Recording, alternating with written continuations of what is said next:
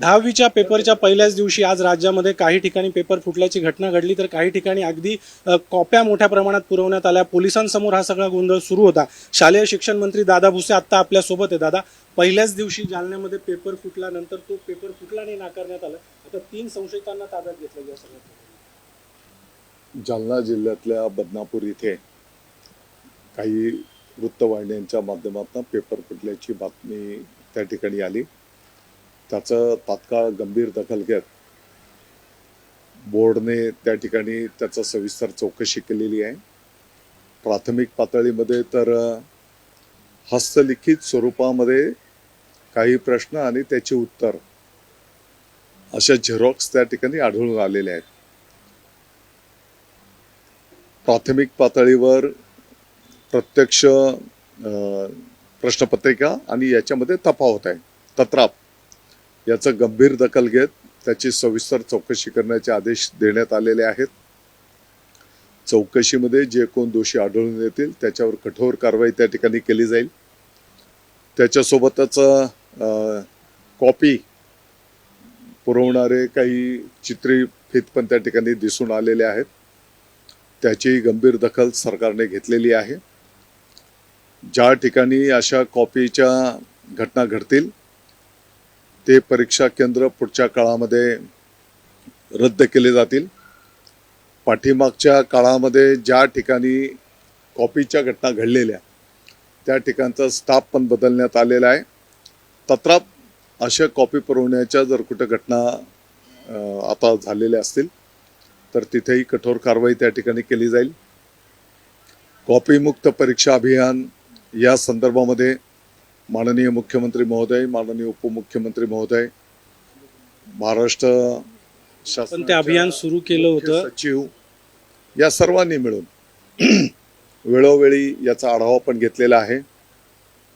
Police प्रशासन, महसूल विभाग, ग्रामविकास विभाग, शिक्षण विभाग या सर्वांच्या विद्यमाने कॉपीमुक्त परीक्षा अभियान राबवलं जात आहे।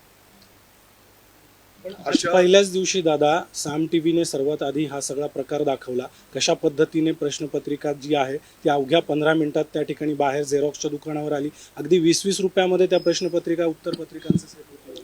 नाही, मला वाटतं की मी आपल्याला या प्रश्नाचं उत्तर देताना सांगितलं की प्राथमिक पातळीवर तर त्याच्यामध्ये काही तफावत आढळून येते आहे। हस्तलिखित स्वरूपामधले ते मुद्दे आहेत। तत्राप एक थोडासा वेळ द्या, त्याची सविस्तर चौकशी केली जाईल आणि त्या चौकशीमध्ये जो कोण दोषी असेल त्याच्यावर कठोर कारवाई केली जाईल। पहिलाच पेपर होता, मराठी भाषा आपली मातृभाषा आहे।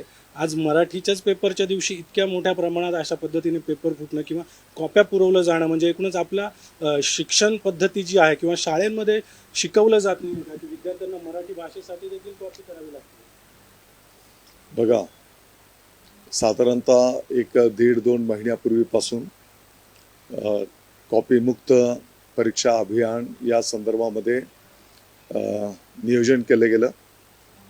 जसं मी सांगितलं, मुख्य सचिवांनी पण सर्व विभागांच्या प्रमुखांच्या बैठकी संपन्न केल्या। अगदी जिल्हा पातळीवरचे जे वरिष्ठ अधिकारी आहेत त्या वरिष्ठ अधिकाऱ्यांची पण बैठक VC द्वारे संपन्न झालेली आहे। तत्राप कुठे अशा घटना झालेल्या असेल तर जे कोण घटना असं करत असतील त्यांच्यावरही कठोर कारवाई केली जाईल। त्याच्यासोबतच पुढच्या काळामध्ये या गोष्टींची नोंद घेत ती परीक्षा केंद्र कायमस्वरूपी रद्द केली जातील। पोलिसांसमोर काही ठिकाणी कॉप्या पुरवल्या जात होत्या। जे कोण जबाबदार असेल त्यांच्यावर कारवाई केली जाईल। एकूणच आज पहिलाच पेपर होता 10वीचा, आणखी पुढचे पेपर बाकी आहे। आता पुढे कशा पद्धतीने आपण खबरदारी किंवा काळजी? निश्चितपणे याच्यातनं आम्ही आणखी सुधारणा करू। ज्या ठिकाणी अशा घटना घडलेल्या असतील त्या ठिकाणी जास्तीचा पोलीस बंदोबस्त असेल आणि वरिष्ठ अधिकाऱ्यांना पण त्या ठिकाणी कडक धोरण स्वीकारण्याच्या संदर्भामध्ये सूचना केल्या जातील। काही ठिकाणी शिक्षकांना दमदाटी करून टवाळखोरांकडून कॉप्या पुरवल्या जातात। ज्या ठिकाणी अशा घटना घडलेल्या आहेत त्याची गंभीर दखल शासनाने घेतलेली आहे आणि त्या सर्व ठिकाणी कठोर कारवाई केली जाईल। धन्यवाद दादा। ज्या ज्या ठिकाणी पेपर फुटी किंवा कॉपीचे प्रकार घडलेले आहेत त्या सर्व ठिकाणी आता कारवाईच्या सूचना ज्या आहेत त्या शालेय शिक्षण मंत्र्यांकडून देण्यात आलेल्या आहेत आणि येत्या काळामध्ये अशा पद्धतीचे प्रकार होऊ नये याची देखील खबरदारी राज्य सरकारकडून घेतली जाईल अशा पद्धतीचं आश्वासन दादा भुसे यांनी दिलं आहे. कॅमेरामन प्रवीण काळबांडेसह अभिजित सोनवणे, साम टीव्ही, नाशिक. देश विदेशातील प्रत्येक घडामोडींचे लाईव्ह अपडेट मिळवण्यासाठी आता साम टीव्हीच्या सर्व सोशल मीडिया प्लॅटफॉर्मला लाईक, फॉलो आणि सबस्क्राईब करा. तसंच सर्व नोटिफिकेशनसाठी बेल आयकॉन प्रेस करायला विसरू नका.